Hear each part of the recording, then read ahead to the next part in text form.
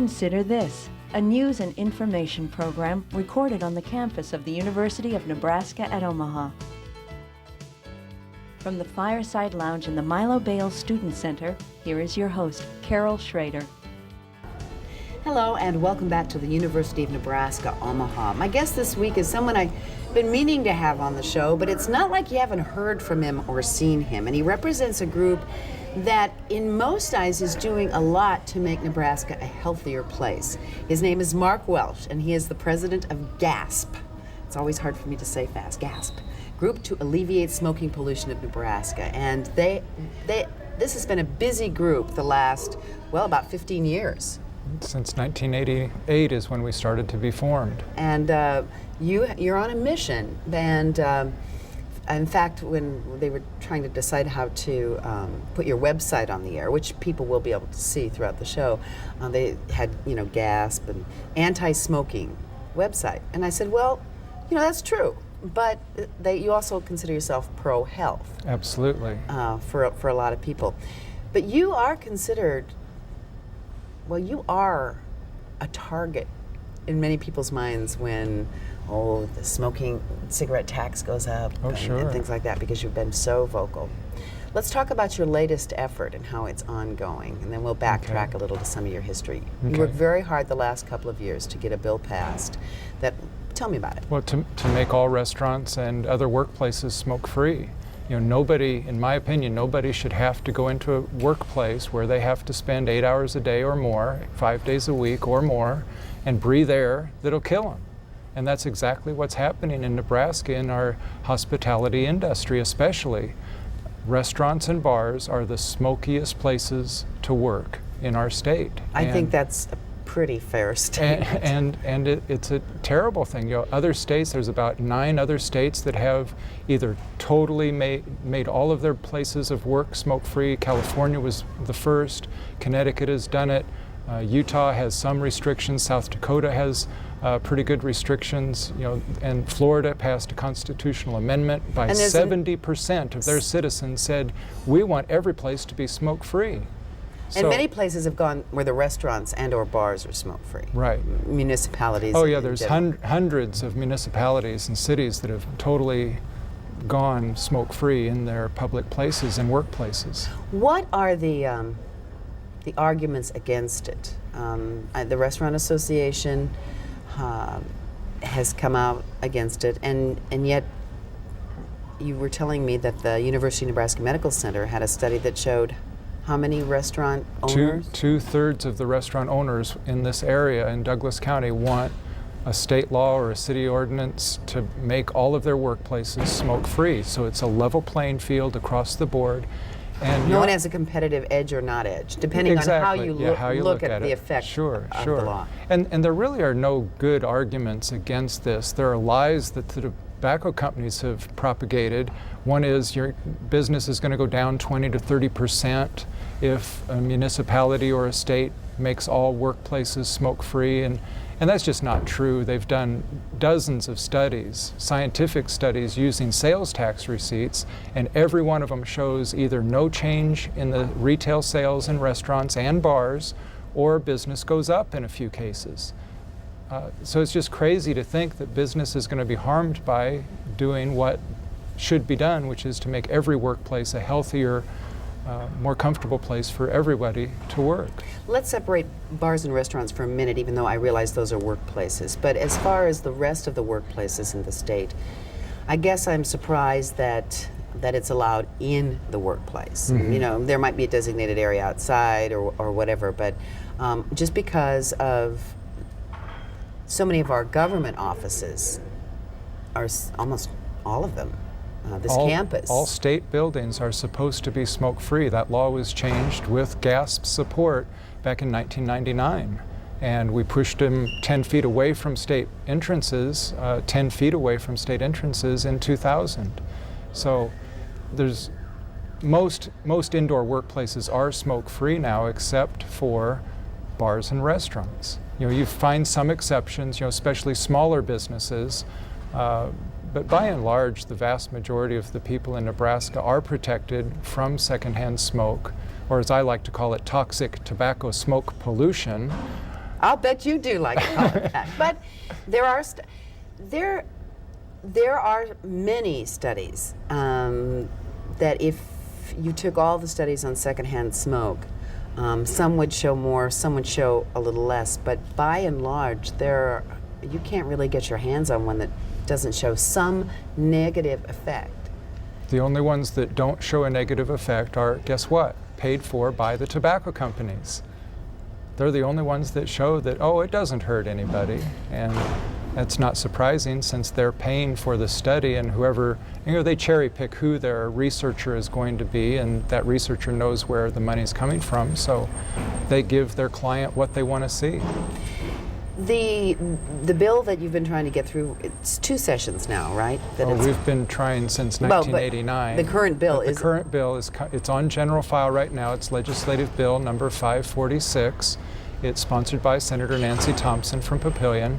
And it's a great bill. It would make all restaurants smoke-free. It doesn't go so far as to make all workplaces smoke-free, but this is how a lot of states and even California made their restaurants smoke-free before their bars. So it's just a logical step. Would this do the bars too? No, LB 546 would not do the bars. There will probably be a bill introduced next year that will make bars and all other workplaces smoke-free. I think one of the reasons that the Restaurant Association is a little touchy about this particular bill, and I don't know how they'd be if it included bars as well, is that many bars serve food. No, they don't. Restaurants serve food by definition. Our state law has changed the definition of what a bar is and what a restaurant is. Isn't it percent of receipts? No, what it is what type of food do you serve? If you serve stuff you might throw in a microwave, popcorn, pretzels, nachos, pizza, nachos, fast pizzas, and you serve liquor, then you can be considered a bar. And if you're a bar, you can allow smoking everywhere in the establishment. But if you have a kitchen, no matter how much alcohol you sell, if you sell 10% food and 90% alcohol, if you have a kitchen that you're flipping burgers on, you're a restaurant, and if you have over 1,200 square feet in your dining area, or outside of the kitchen, if you've got 1,200 square feet, which is around 80 people occupancy, you have to have a non-smoking section in that restaurant. Even though a lot of people would consider it a bar, our state government considered it a restaurant. And those are the establishments that are covered in this no smoking bill? Yes, because they are restaurants. Those that are currently considered restaurants and have the requirements on them to divide into smoking and non-smoking. So all those would be just converted to zilch. That's right. Yeah, and if you're under 1,200 square feet or under 80 people occupancy, then you can, again, allow smoking anywhere in your establishment. Legally, I don't think you should. It's not a healthy thing to do, and you run the risk of being sued by your employees when they get sick and in some cases contract lung cancer or many other diseases. I've heard you a number of times. You never seem to miss the opportunity to call into one of the Omaha talk stations, and I'm not saying that's good or bad, but I've heard you many times. Whenever the subject, somebody calls and complains about the cigarette taxes or this bill or whatever that you're involved with or not involved with that has to do with anti-smoking or anti-tobacco use. So you've kind of become the lightning rod, because the way your life is situated, you have a little more access to be able to do that. Sure. And so, you are kind of the guy that everybody loves to hate, or just outright hates. Yeah. Or, but I mean, there are a lot of people who are very happy with what you're doing. But I get the feeling that it's not just the item that smoking is not good and secondhand smoke is not good, is that you sort of, that whole thing of anti-smoking sort of epitomizes the anti-individual. I'm not saying this is a good argument. I'm just saying I feel that smokers feel they have just been trampled on. And I throw that in because of the taxing situation. Now, raising taxes does cut the amount of smoking, especially younger. Absolutely. But they feel that they're an easy target. Well, see, we don't have a fair tax system. I'll be the first one to admit that in the state of Nebraska. And it's especially not fair on the cigarette smokers because Just in Medicaid expenses, the state spends $118 million. A couple of years ago, the governor released these numbers. $118 million is spent by the state on Medicaid expenses because people use tobacco. Smoking related. Smoking related or chewing related things. And we only bring in in that year, we only brought in $45 million in tobacco taxes. That means that you and I, Carol, and everybody that's listening to us today is subsidizing the tobacco use to the tune of at least $75 million a year. Now that equates to about a 75-cent tax on every pack of cigarettes that you and I pay, not the smoker. But see, we don't tend to think about that as it relates to anything. Mm-hmm. We tend to think that we're being singled out. When we've tried to broaden the tax base, they picked certain ones every year that they're broadening, and they feel singled out too. Mm-hmm. Whether it's dog groomers or whatever. I mean, that's just a natural. We don't pick on reaction. lawyers, though. We don't raise their taxes, but yeah, dog groomers, smokers. We raised the cigarette tax by 30 cents a couple years ago and made that increase permanent this past year. And I think that's a fair thing to do. You need to make the cost equate to the revenue to our state government in that kind of a situation. It's like a use tax. It's just the fair thing to do. Doesn't anybody feel sorry for smoking addicts? Oh, I do very much. I was one once, and I know how hard it is to quit smoking. I quit smoking many, many times myself. So I But can they do empathize. feel sort of like a pariah. Maybe smokers deserve to feel like a pariah, but nobody likes to be a pariah. Sure. And I have never called them that, and because I was one, and I have friends who are smokers. I do know that you are never, I've been in a restaurant with you and you have said to waitresses, do you like working in this place that allows smoking in? And you kind of push the issue, but you are never disdainful unless someone blew smoke in your face. But I mean, Right. just in general, you comport yourself for kind of as radical, even though you're correct from a health point of view, but it's kind of, far out there as you are out in front. Oh, sure, sure. Carrying some people accuse me of being radical, and I say thank you. I've got a little button I wear sometimes that says 100% radical and proud of it. So I'm not afraid of that. And we love the smoker, but we hate the smoke. So, and a lot of families do that. It sounds like a fundamentalist Christian. We love the person, but we hate their sin. I don't. It just kind of struck me. That's probably where that came from. Absolutely. But you have made. You're kind of a loud, quiet group. Mm-hmm. You're We're pretty vocal. You We're do very a lot of strategic. things. You're strategic in where you put your energies. You fight your battles. And you're very careful in what you fight, and you do try to just put out public information. I noticed you have your our smoke-free dining guide.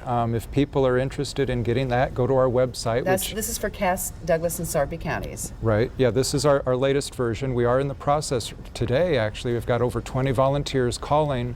Right now, the Omaha metro area, these 3 counties. Plus, we're going to expand this guide, our local guide, to include Fremont and Washington County, because a lot of people trade in that 5-county area.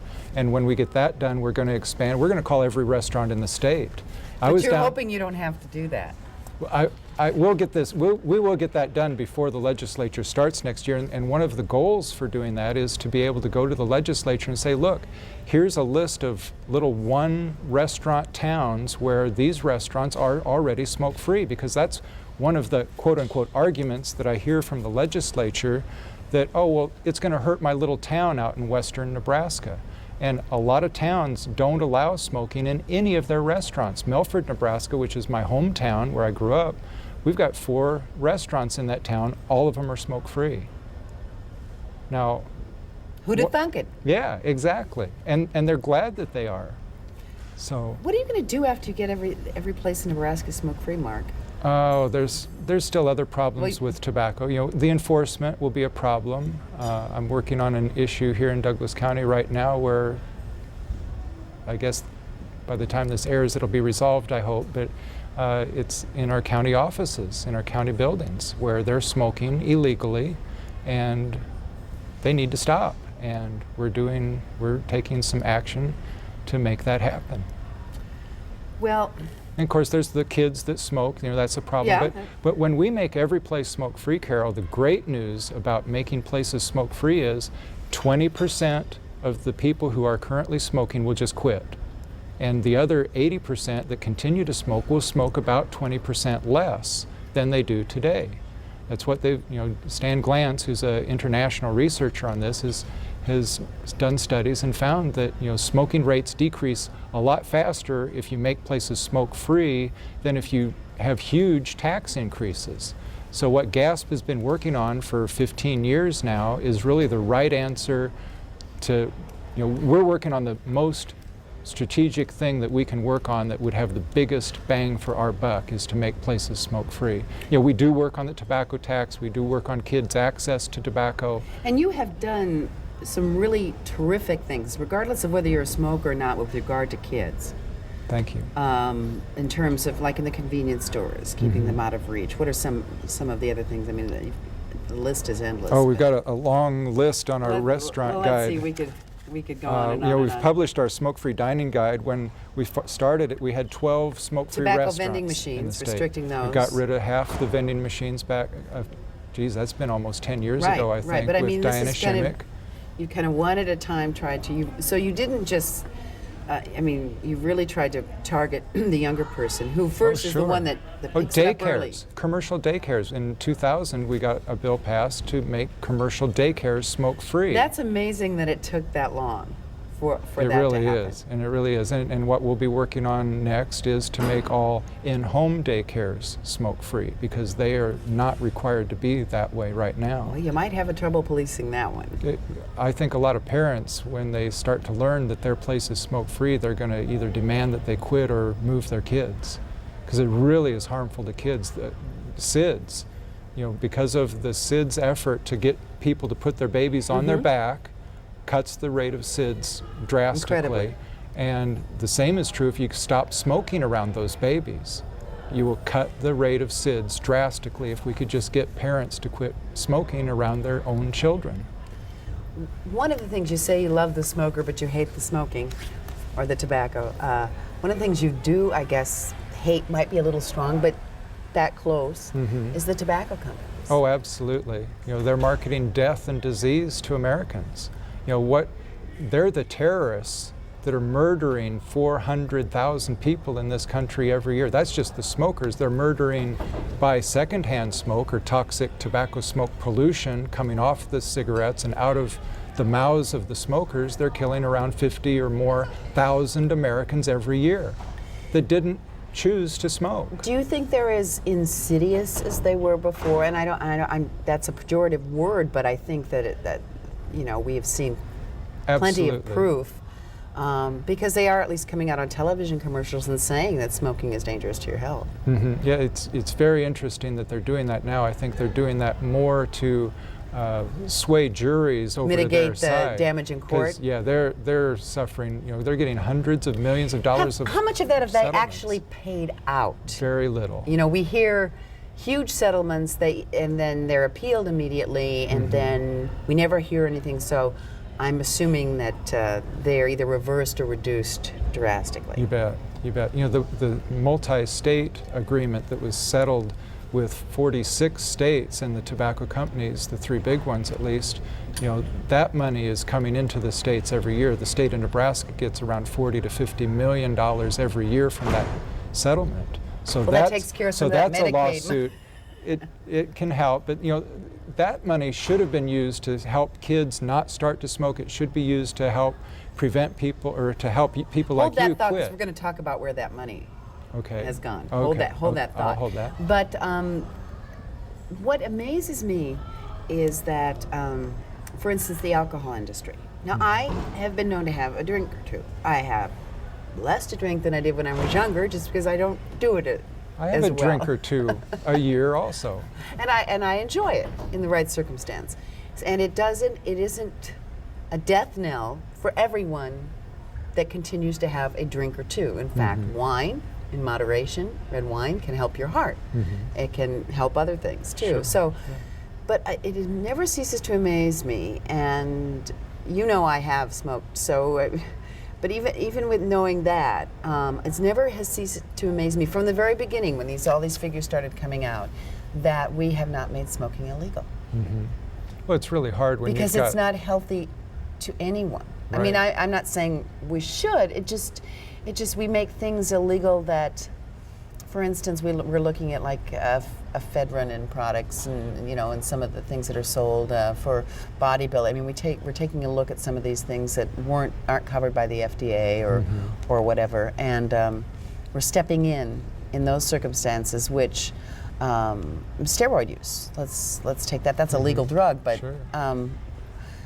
Without prescription, it's not legal. And we're looking at saying this is causing death and other problems in a small but well-loved percentage by the people who are in their families and know them. Oh, sure. And sure. we don't. About half the smokers will die because of their smoking addiction. So And why and does the- that and- just never come up? Well, because I'm the not saying it tobacco should, but just- companies, the tobacco companies are spending so much money, basically in Congress, to make sure that that doesn't come up. There's several bills this year again to give the FDA authority to regulate tobacco.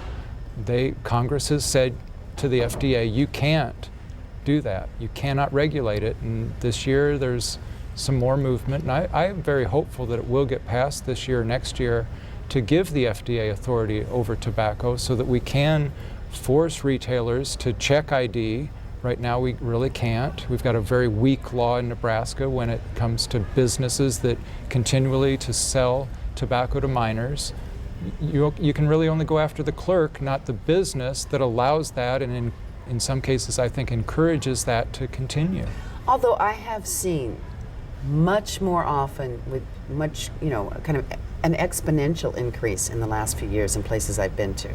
Convenience stores of them checking ID. Oh, absolutely. For cigarettes. Especially in Douglas County, because we're doing checks. We're using a little bit of that state money that's coming from the tobacco companies to do those checks. We're paying the police so that they can go on overtime. We're not taking hours away from their regular work. This is They get on a voluntary, it's very similar to the voluntary basis. Pride-sponsored, grant-sponsored alcohol checks in Absolutely. bars. It's just about exactly like that. Those are the kinds of things that make them call you this anti-smoking Nazi. And that's okay. If we can stop kids from starting to smoke until they're 18 or 19 years old, then 10% of them will smoke, as opposed to instead of 100% of those that are smoking now, we could eliminate 90% of that if we could just delay their starting date until their 18th or 19th birthday. What amazes me is that that the tobacco companies, seeing that their market share is going to decrease here, how fast it decreases and by what cause still remains to be seen in terms of maybe the FDA being able to step in or whatever, is the marketing of cigarettes and tobacco in third world countries. Oh yeah, they send these. That one sort of wipes me away. They send very young, 14, 15-year-old girls in Vietnam. They dress them up in their red, trademark colors for Marlboro and send them out with packs of cigarettes to give away to their friends, their 14, 13, 12-year-old friends, to get them hooked on nicotine before they know better. And yeah, they're doing that around the globe. Walmart, if you go to any other country, you'll see huge billboards inside the store at every checkout stand for Marlboro cigarettes. You won't see them in this country, and there's been an outcry to make them remove them in other countries, but I still don't think they've done that. But their country has to make that Or Walmart as a company needs to Which decide is we're going to be the responsible. largest retailer in the world. We need to be responsible in these countries, and we need to quit marketing death to our citizens, because we want to sell them toasters till they're 90 instead of cigarettes till they're 50 when they die. So what next? You're going to try to get this bill passed? Oh, absolutely. And You were close. Do you think the budget and some of the other overwhelming things, do you think it was just the Well, there just or wasn't the smoking time. law? Yeah. There wasn't this time was this year. This was a bad session. Yes, it was. And They it were may very not busy. get a lot better next year. That's we true. just don't know. Yeah, it'll be a short session next year. 60 days is all they'll work.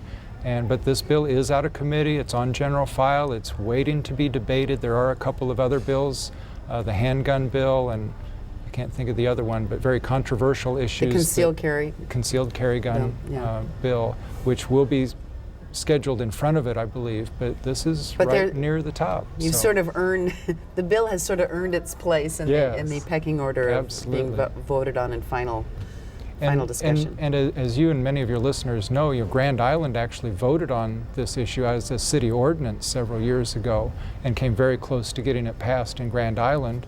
Lincoln has hit the news several years ago where they are working on this.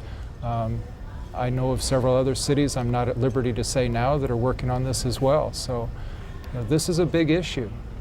What if you, we're just about at the end of the show, but if you, when you go to the state senators that are on the line that you think you might be able to sway, what is the most effective way that you're swaying them on that? Oh, the best way is to have their friends, family, and constituents call them up or talk to them when they see them in the restaurant in their hometown or in the grocery store or at church or their synagogue and say, hey, this bill, LB 546, make restaurants smoke-free. Why don't you vote for that this year? Do these guys get tobacco company money? Oh, absolutely. Some of these senators? A lot of them do. And that's one thing that we hope to be able to get onto our website very soon. We have their voting records, so if anybody wants to see how their senator has voted since 1999 on tobacco issues, go to our website, smokefreenebraska.org, and on the left-hand side, go down to where it talks about So you're going to go legislators. through the Accountability and Disclosure Commission reports? You bet. We've already started that. So before next session, you'll probably have that on your website too. You bet. So people can see, who's getting money and how are they voting. And there's a strong correlation on, if you get tobacco money, you're going to vote the way the tobacco industry wants you to vote. Now, I'm not saying that that's why they vote that way. A lot of people take anybody's money and say if they're foolish enough to give it to me. I mean, there are some politicians that take nothing practically, and then there are some say, hey. Sure. Well, we're running to the end of the show. Well, thank you, Carol, for having me So we're going to stop today. smoking sort of over the issue right now. I want to thank Mark Welsh, president of GASP, Group to Alleviate Smoking Pollution of Nebraska. And the website again? Is smokefreenebraska.org.